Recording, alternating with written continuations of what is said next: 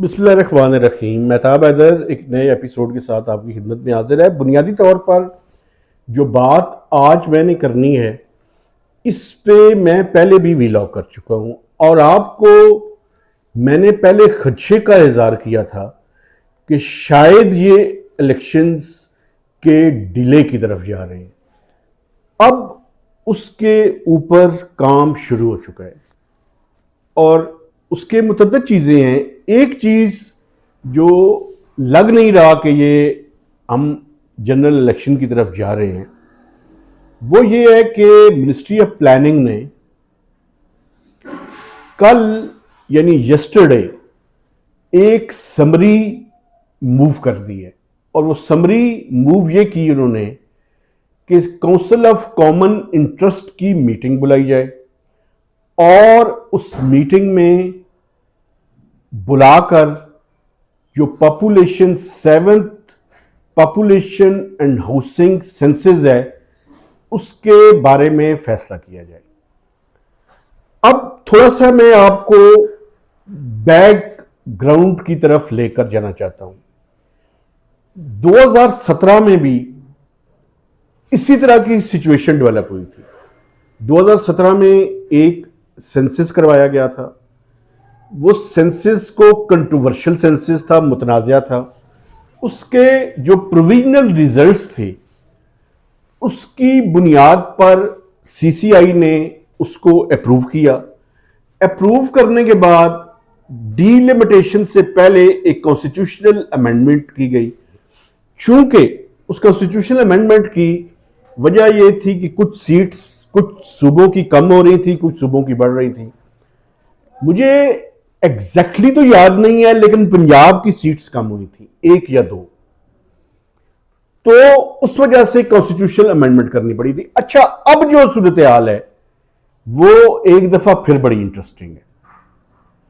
31 जुलाई तक Pakistan bureau of statistics को यह मैंडेट था कि पोस्ट इन्यूमरेशन सर्वे के बाद, जो कि 15 जुलाई से लेकर 30 तक जो है वो उसका टाइम था, उसके दौरान उसको मुकम्मल किया गया। सर्टेन डिस्ट्रिक्ट्स के अंदर, उन डिस्ट्रिक्ट्स के अंदर कुछ मखसूस ब्लॉक्स में पोस्ट इन्यूमरेशन सर्वे करवाया गया ताकि जो मुतनाज़ा रिजल्ट्स नजर आ रहे थे उनको वेरीफाई किया जा सके।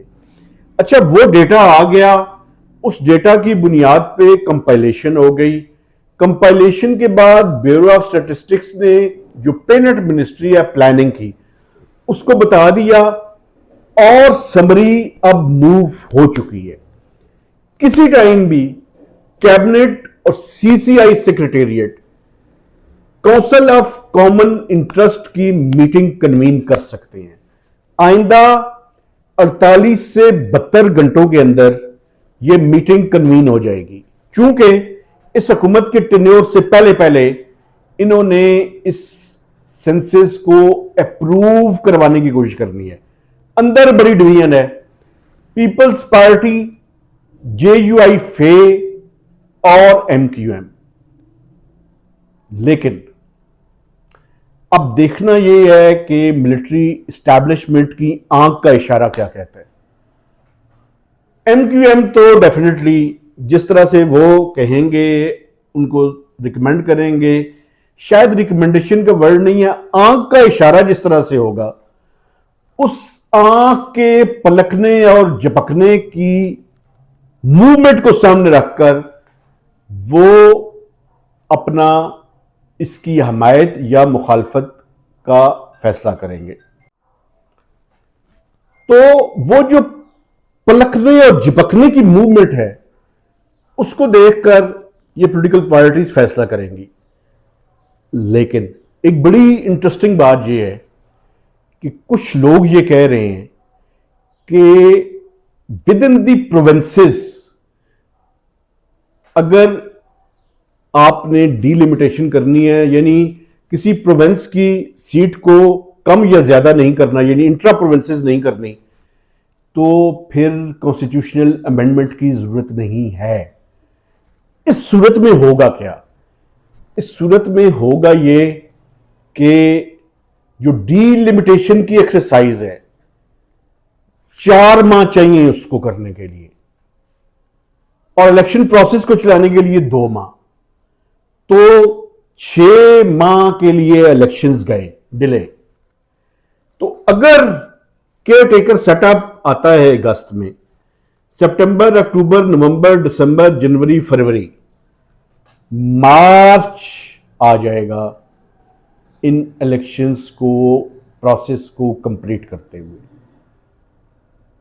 तो जिस बात का खदशा किया जा रहा था, अब उसके लिए प्रोसेस शुरू हो चुका है। और मैं आपको एक और बात बताऊं, मोहतरमा आसमा शिराजी साहिबा को जो इंटरव्यू दिया प्राइम मिनिस्टर ने, उसमें उन्होंने इंडिकेट भी कर दिया कि आइंदा इलेक्शंस नई मर्दमशुमारी के तहत होंगे। अब ये हुकूमत के गले का फंदा है। फंदा इस वजह से है कि इलेक्शंस नई मर्दमशुमारी पे कराते हैं तो डिलिमिटेशन करनी पड़ेगी। 4 से 6 माह के लिए इलेक्शंस डिले करेंगे, जो कि मैं समझता हूं शायद हुक्मरानों को सूट करता है, ये नहीं जाना चाहते इलेक्शन में। लेकिन दूसरी तरफ अगर इस प्रोसेस को और इलेक्शन को स्क्रैप किया जाता है तो 37 से 40 अरब रुपए जो जाया हुए हैं, who will be responsible for this whole mess? ये 40 अरब रुपए का कौन जिम्मेदार होगा? ये वो सवालात हैं जो इनके गले में फंसे हुए हैं हड्डी की तरह। निगलते हैं तब भी प्रॉब्लम है, बाहर फेंकते हैं तब भी प्रॉब्लम है, और उसके ऊपर सवालात और वैलिड सवालात खड़े होंगे। और लग ये रहा है कि इनकी ख्वाहिश यही है कि जल्दी इलेक्शंस को ना करवाया जाए, जितना डिले किया जा सकता है मुख्तलिफ बहाने बनाकर, उतना इन इलेक्शंस को एक्सक्यूजेस की बुनियाद पर, हीले बहानों की बुनियाद पर डिले किया जाए। लेकिन एक और बात है जो मैं समझता हूं, अगर मैं नहीं करूंगा तो अपने देखने वालों के साथ ज्यादती करूंगा। सितंबर में नया चीफ जस्टिस काजी फायज ईसा अपनी सीट पर विराजमान हो जाएंगे, अपना चार्ज अज्यूम कर लेंगे। मसला यह है कि सुप्रीम कोर्ट को कैसे मैनेज किया जाएगा। ये वो सवालात हैं जिनके जवाबात आइंदा आने वाले हफ्तों और महीनों में पाकिस्तान के अंदर ये जो पॉलिटिकल अपहीवल है इसको बरकरार रखेंगे, और एक दिलचस्प सूरत हाल के अंदर ये मुल्क दाखिल होने जा रहा है। पॉलिटिकली आपको पता है, इस मुल्क में कभी भी पिछले 20-25 सालों में हमने नहीं देखा कि नए नए इश्यूज सामने ना आते हैं। तो एक नया इशू